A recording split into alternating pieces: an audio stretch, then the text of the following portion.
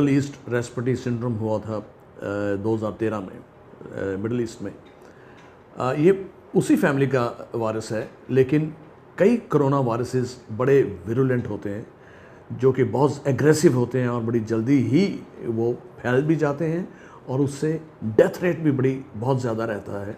SARS के time पे हमें याद है, आज से 17-18 साल पहले, कि 10% पेशेंट्स की डेथ हो गई थी और तकरीबन 800-900 पेशेंट बच नहीं पाए थे।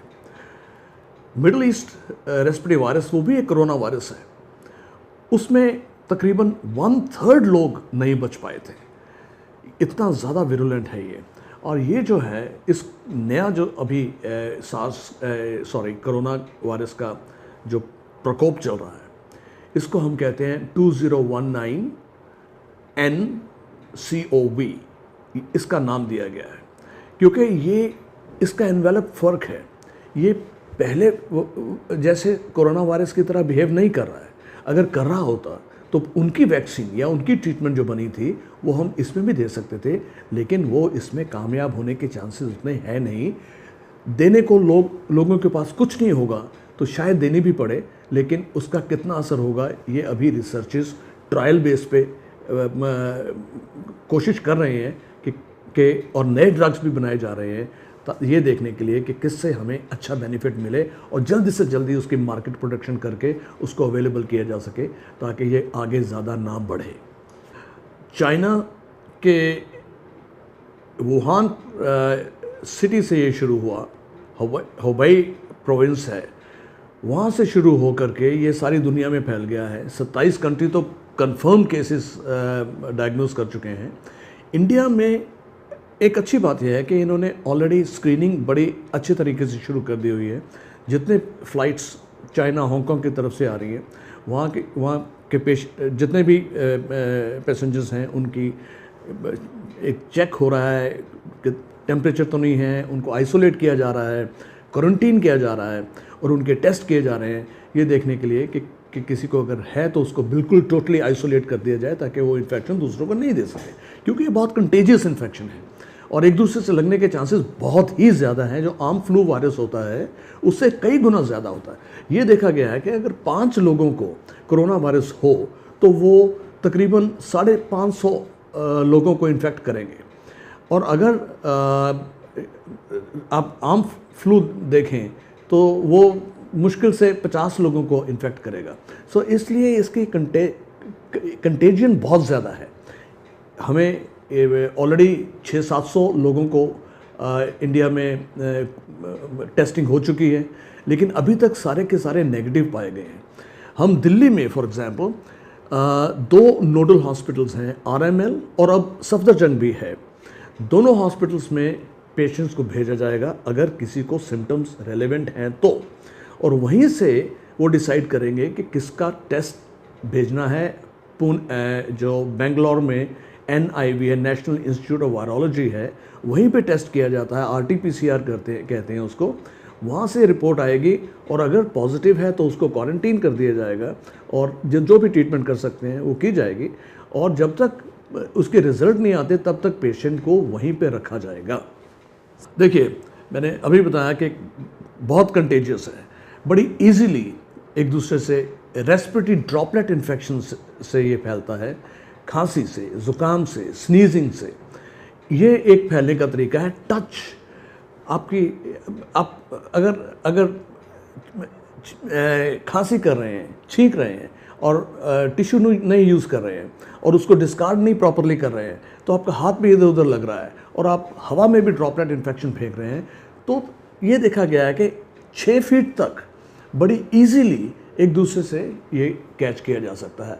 और मैंने पहले ही बताया कि इसकी जो the spread is 10 times faster than ये जो हमारा आमतौर जिसको हम फ्लू कहते हैं। जब ऐसी बीमारी हवा में है तो ऑब्वियसली चाहे आप बस में ट्रैवल कर रहे हैं, फ़्लाइट में, ट्रेन में, कहीं भी जहाँ भीड़ वाली जगह है, वहाँ आपको क्या मालूम कि कौन लोग उसमें बीमार हैं। अगर एक भी है तो वो तो कई लोगों को इन्फेक्ट कर देगा।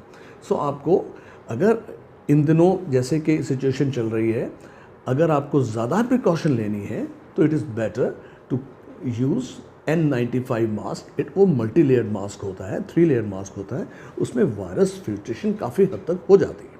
सो वो मास्क यूज़ करें और stay away from somebody who is coughing. जितना दूर रहें उतना ही अच्छा। और घर में अगर किसी फैमिली मेम्बर को ये सिम्टम है तो वो अपने आप को अलग रखे दूसरे फैमिली मेम्बर से, और पूरी प्रिकॉशंस टू यूज़ मास्क, हाथ को रिपीटेडली वॉश करें, हैंड स्टेरलाइज़र यूज़ करें, और खांसी के टाइम पे टिश्यू पेपर यूज़ करें और उसको प्रॉपरली डिस्कार्ड करें। ये प्रिकॉशंस लेना बहुत ज़रूरी है।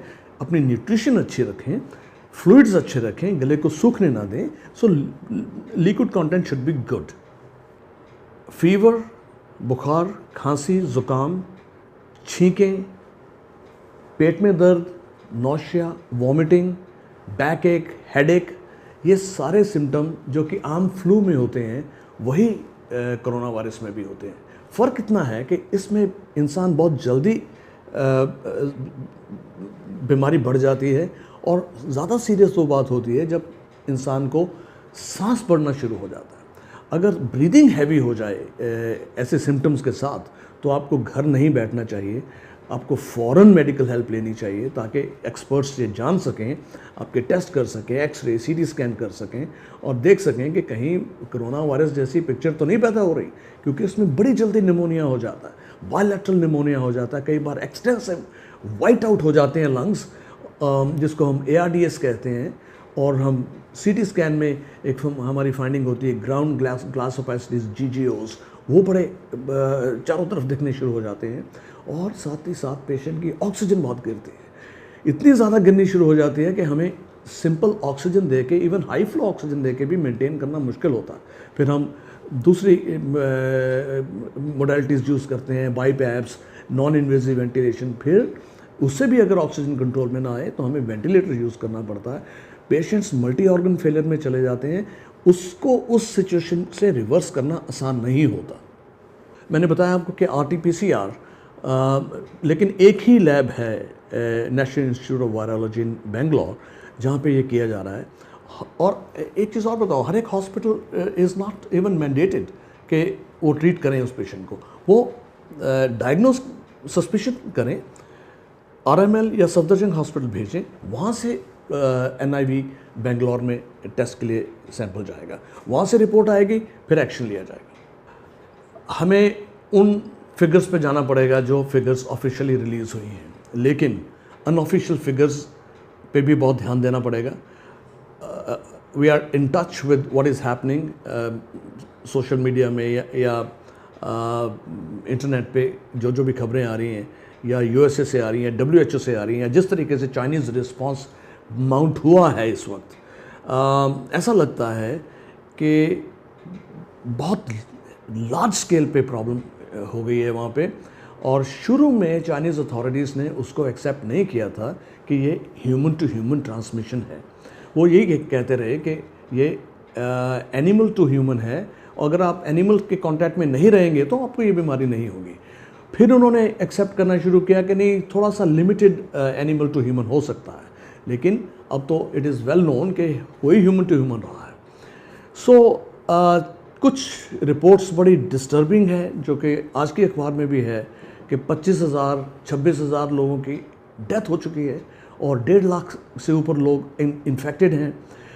अगर ये चीज़ें हैं तो दिस इज़ एक्सट्रीमली अलार्मिंग, क्योंकि द फैक्ट कि चाइना ने जो हुबई प्रोविंस है जिसकी 6 करोड़ पॉपुलेशन है, वो सारे का सारा सील कर दिया है। पहले वुहान सिटी को किया जहाँ पे ओरिजिन हुआ था, उसके बाद सारे प्रोविंस को सील कर दिया है, ना कोई अंदर आ सकता है ना जा सकता है। सारी कम्युनिकेशंस आई मीन ट्रांसपोर्ट सारी बंद हो चुकी है। इसका मतलब ये हुआ कि अगर आप उस प्रोविंस में रह रहे हैं तो अगर आपको ट्रीटमेंट मिलना है तो वहीं मिलना है। अगर ट्रीटमेंट आपके पास नहीं है या अथॉरिटीज़ के पास टेस्टिंग किट्स भी नहीं है, या किट के लिए आपको 8-8 घंटे खड़ा होना पड़ रहा है, और उसी में लोगों की हालत इतनी ख़राब हो रही है कि वो खड़े नहीं हो पा रहे, वापस घरों को जा रहे हैं और बेचारे मर रहे हैं। और यहाँ तक भी न्यूज़ आ रही है कि जो ये फिगर्स हैं, ये वो फिगर्स हैं जो कि हॉस्पिटल के रिकॉर्ड्स में हैं, जो लोग रजिस्टर हुए, they are lots of them जो रजिस्टर ही नहीं हो पाए हैं। सो एक्चुअल फिगर्स क्या हैं, इट्स डिफ़िकल्ट टू से। लेकिन चाइना का जो रिस्पांस रहा कि एक हफ्ते में 1000 बेड का हॉस्पिटल खड़ा कर दिया, अगले हफ्ते एक और 1000 बेड का हॉस्पिटल खड़ा कर दिया, ये चीज़ें कभी सुनी नहीं गई हैं कि दुनिया में कभी, कि 2 हफ्ते में 2000 बेड का हॉस्पिटल खड़े कर दिए गए। इसका मतलब चाइना को ग्रेविटी ऑफ द सिचुएशन भली भांति पता थी। अगर आपको इस तरह के सिम्टम हैं जो कि जिसको आप आमतौर पे फ्लू कहते हैं, और फ्लू तो सबको होता है, घरों में किसी ना किसी को कभी ना कभी होते रहता है, वो सिम्टम्स अगर लगे आपको कि ज़्यादा सवियर हैं, या आपको लगे कि सांस भी चढ़ना शुरू हो गया, तो आप घर में मत बैठिए प्लीज़। आप एक्सपर्ट्स को मिलिए, उनको डिसाइड करने दीजिए, और जो भी एक्शन लेना है जल्दी से जल्दी वो आगे आपकी प्रिवेंशन और ट्रीटमेंट में कर सकें। ये बहुत ज़रूरी है।